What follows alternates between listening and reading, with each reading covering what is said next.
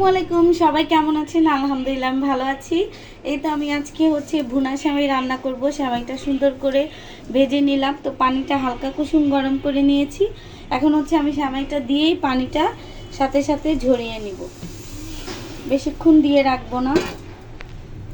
এই তো সুন্দর করে দিয়ে নিলাম, মিশিয়ে নিব।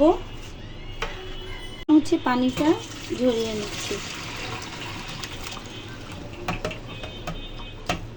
কড়াইতে একটু রান্নার রেগুলার তেল দিয়ে দিলাম, আর দিয়ে দিচ্ছি ঘি।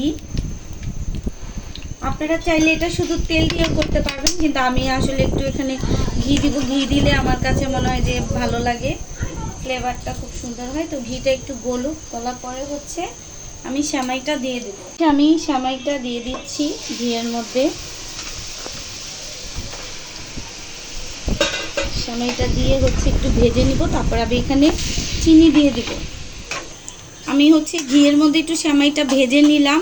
তো এখন আমি চিনি আর হালকা একটু জর্দা রং এখানে পরিমাণে একটু জর্দা রং এখানে দিয়ে দিলাম। চিনি দিয়ে দিচ্ছি 4 চামচ।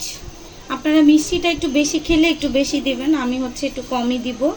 এরকম করে 4 চামচ দিলে এখন দিয়ে দিব কিচমিচ, কিছুটা রেখে দিলাম। আর দিয়ে দিচ্ছি কিছু বাদাম কুচি।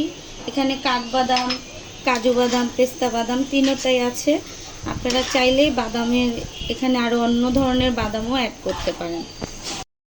হয়ে গেল। এখন আমি নামানোর একটু আগে ঘিটা দিয়ে জাস্ট নামিয়ে ফেলবো। বেশিক্ষণ চুলাতে রাখবো না, কারণ তাহলে ঘিয়ের যে সুন্দর একটা স্মেল এটা আসলে থাকে না।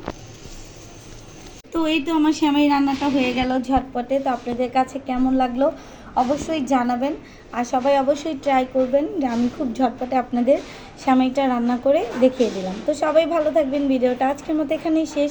আসসালামু আলাইকুম।